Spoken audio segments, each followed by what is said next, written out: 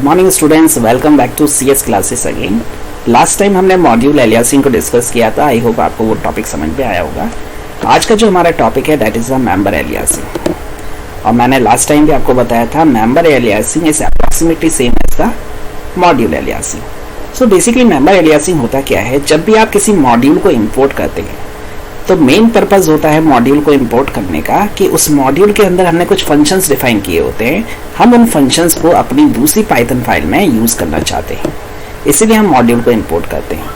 तो मैंने मॉड्यूल को एलियास करना बता दिया, यानी जब भी आप मॉड्यूल को इंपोर्ट करते हैं with the help of import keyword, so you have to use either alias और आइदर द मॉड्यूल नेम। लेकिन अगर हम फ्रॉम कीवर्ड के थ्रू मॉड्यूल को इंपोर्ट करते हैं तो उस कंडीशन में हमें मॉड्यूल नेम यूज करने की रिक्वायरमेंट नहीं होती, we have to directly call the function name. लेकिन अगर हम किसी एक मॉड्यूल के अंदर डिफाइन फंक्शन को एलियास करना चाहते हैं, यानी फंक्शन नेम को एलियास करना चाहते हैं, उनको कोई दूसरा शॉर्ट नेम प्रोवाइड करना चाहते हैं so that they can easily be call, हमारे कोड में हम कोड को थोड़ा कम कर सकें, थोड़ा ईजी बना सकें, for that we will use the member aliasing. So member aliasing क्या है? मेंबर एलियासिंग के लिए भी हम एस कीवर्ड का यूज करते हैं और इसके थ्रू हम किसी एक मॉड्यूल के मेंबर फंक्शन को एलियास कर सकते हैं।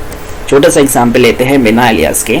हमने फ्रॉम कीवर्ड का यूज करके मैथ मॉड्यूल को इंपोर्ट कराया और मैथ में से बहुत सारे फंक्शन हैं, लेकिन हमने सिर्फ और सिर्फ पाव फंक्शन को इंपोर्ट कराया।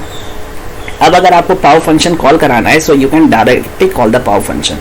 अब आपको मैथ डॉट पाव कॉल कराने की रिक्वायरमेंट नहीं है, आप डायरेक्टली पाव फंक्शन कॉल करा सकते हैं। और पाव को जो आर्ग्यूमेंट यानी उसे जिस पे काम करना है, हमें पावर कैलकुलेट करनी है 2 की पावर 3, तो 2 और 3 जो है उसके आर्ग्यूमेंट हो गए, वो हमने इसमें पास कर दिया और ए में स्टोर कराया और ए की वैल्यू को डिस्प्ले कराया। So it's output is 8, that is 2 की पावर 3 8। अगर हम इसको मेंबर एलियासिंग के थ्रू करते हैं तो from math import pav S के, यानी मैथ मॉड्यूल से हमने पाव फंक्शन इंपोर्ट किया और एस कीवर्ड के थ्रू इस पाव फंक्शन को हमने नेम प्रोवाइड किया, इसको एलियास किया के से। तो अब हम इस फंक्शन को जब कॉल करा रहे हैं तो पाव कॉल कराने की जगह हम क्या कॉल कराएंगे? के कॉल कराएंगे और इसमें वही आर्गुमेंट पास करेंगे। तो जब आप के को फंक्शन को कॉल कराते हैं और के फंक्शन किसको रिप्रेजेंट कर रहा है? पाव को, तो इसकी वर्किंग सेम रहेगी और आउटपुट भी सेम आएगा। तो ये एक तरीका है मेंबर एलियासिंग, जिसके थ्रू हम किसी भी मॉड्यूल के फंक्शन को, उस मॉड्यूल के वेरिएबल को एलियास कर सकते हैं, यानी उसको शॉर्ट नेम प्रोवाइड कर सकते हैं। अच्छा, ये तो हुआ प्री डिफाइंड मॉड्यूल्स में। सेम एग्जांपल हम कंसीडर करते हैं विथ यूजर डिफाइंड मॉड्यूल्स। तो पहला एग्जांपल जो है बिना मेंबर एलियासिंग के, सेम एग्जांपल ले रहा हूँ xyz.py और abc.py, 2 पाइथन फाइल आपने बनाई। सबसे पहले abc.py में आपने 2 फंक्शन डिफाइन किए, ऐड फंक्शन और सब्ट्रैक्ट फंक्शन। अब अगर आप इसको xyz.py में यूज करना चाहते हैं तो आपको इसको इंपोर्ट करना पड़ेगा, लेकिन यहाँ मैं जो इंपोर्ट कर रहा हूँ that is importing with the help of from keyword. तो मैंने फ्रॉम के थ्रू abc को इंपोर्ट किया और abc में जो ऐड और सब्ट्रैक्ट फंक्शन है उन दोनों को ही मैंने यहाँ पर इंपोर्ट कर लिया और इनको कॉल कराया। तो इनको मैं डायरेक्टली कॉल करा पा रहा हूँ, आप देख सकते हैं। मुझे यहाँ पर abc.add या abc.subtract लिखने की रिक्वायरमेंट नहीं है, हम डायरेक्टली इसे कॉल करा रहे हैं ऐड और सब्ट्रैक्ट, और उसके अंदर रिक्वायर्ड वैल्यू भी पास कर रहे हैं। तो ऐड में 5 और 10 पास किया, that is 15, that is stored in x। Subtract में 10 और 5 पास किया, that is 10 - 5 stored in y। और x और y को जब आप डिस्प्ले कराएंगे तो उसका रिजल्ट 15 और 5 आ जाएगा। सॉरी। इसके बाद विथ मेंबर एलियासिंग की बात करें, same example xyz.py, abc.py, 2 file हैं।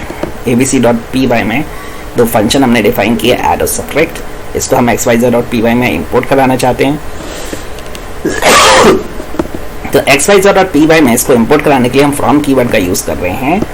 फ्रॉम abc यानी abc मॉड्यूल से हमने इंपोर्ट कराया है ऐड और सब्ट्रैक्ट फंक्शन को, लेकिन ऐड को मैंने एलियास कर दिया के नाम से और सब्ट्रैक्ट फंक्शन को एलियास कर दिया p नाम से। तो अब जब हम इस k और p फंक्शन को कॉल कराएंगे, यहाँ आप देख सकते हैं मैंने k फंक्शन को कॉल कराया, p फंक्शन को कॉल कराया। तो k किसको रिप्रेजेंट कर रहा है? ऐड फंक्शन को। p किसको रिप्रेजेंट कर रहा है? सब्ट्रैक्ट फंक्शन को। तो k फंक्शन की फंक्शनैलिटी वही होगी जो आपके ऐड फंक्शन की थी, p फंक्शन की फंक्शनैलिटी वही होगी जो सब्ट्रैक्ट फंक्शन की थी। तो k में जो आपने 5 और 10 पास किया, ये वैल्यू यहाँ आ गई ऐड फंक्शन में, दोनों वैल्यू ऐड हो गई, 15 आ गया और वो रिजल्ट आपका रिटर्न हो गया और it will store in x।